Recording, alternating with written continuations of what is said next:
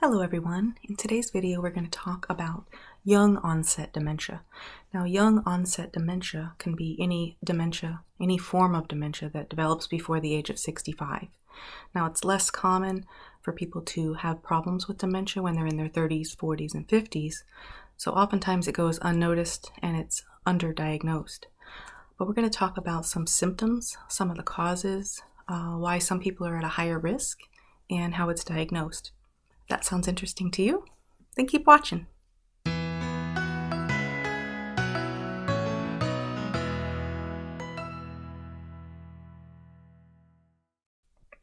Now, young onset is also called early onset dementia.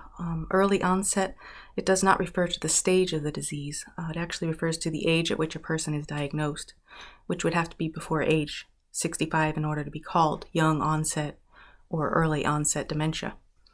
Now, after age 50, it's normal for us to occasionally have trouble finding the right word or trying to remember where we put something. But symptoms that would be more concerning would be memory loss that interferes with daily life. If a person starts to become more and more confused, they have difficulty performing familiar tasks, they start having repetitive behaviors, you notice them withdrawing from friends and family. They may start to lose their ability to think clearly and make judgments. Sometimes they have language problems and changes in behavior. Now, the symptoms may not begin with short-term memory loss.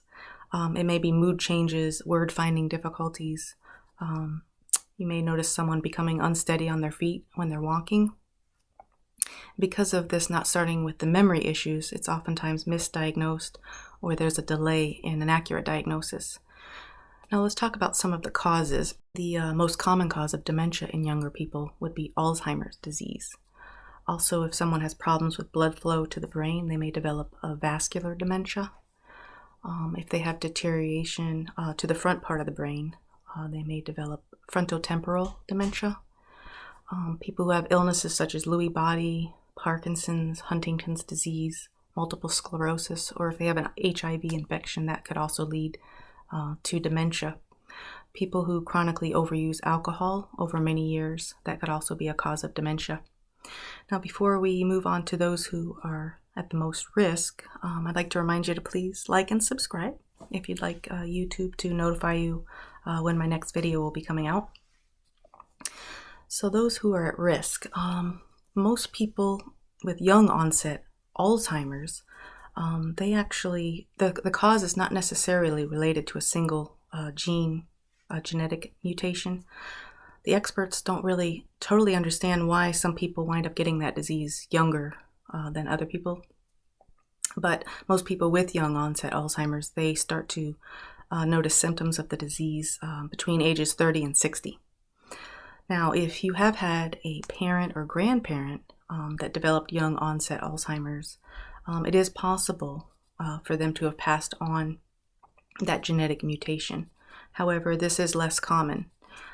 It is possible to develop young onset Alzheimer's disease from causes other than the changes in those three genes.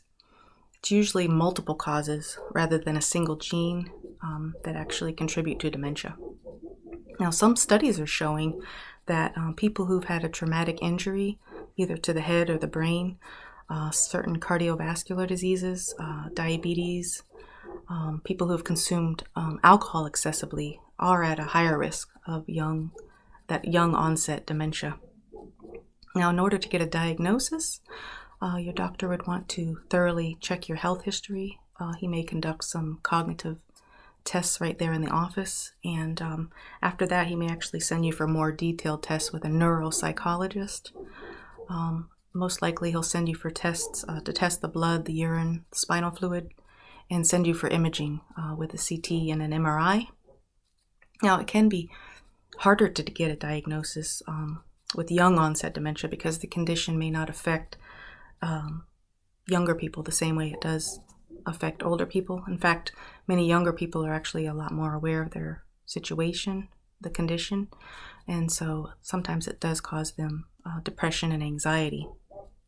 But if you do know of someone who is dealing with behavioral or cognitive issues, definitely want to encourage them to schedule an appointment with a doctor to put their mind at ease. In fact, many conditions can produce symptoms that are similar to dementia, such as vitamin or hormone deficiency, depression, medication, infections, and even brain tumors. But many of those situations actually are treatable. So once those are all ruled out, it's very important to get an accurate and early diagnosis of young onset dementia, because it actually gives you and your family more time to plan for care and finances. Now, young onset dementia actually brings about very unique challenges. When someone is diagnosed at a young age, they may still be working, they possibly are raising a family, maybe even caring for aged parents. Now, after a diagnosis, the average life expectancy is 4 to 8 years. So most all the resources I found actually said to be sure to talk with a financial planner and an attorney to help you plan for your future financial needs, and also try to find out what benefits may be available to you. I'm also going to leave some links below. You can check those out to get more information, and perhaps you may be aware of a resource that might help someone who's been diagnosed with early onset dementia. Please leave that in the comments below. Now, if someone's diagnosed with early onset Alzheimer's disease, there is currently no cure. However, healthcare providers actually have been able to help people to maintain their mental function, control behavior, and even to slow the progress of the disease. So you definitely want to try to find out what treatment options would be available to you. Well, I hope you enjoyed today's video and the information, and I hope to see you in the next video, where we'll discuss another way we can improve our health.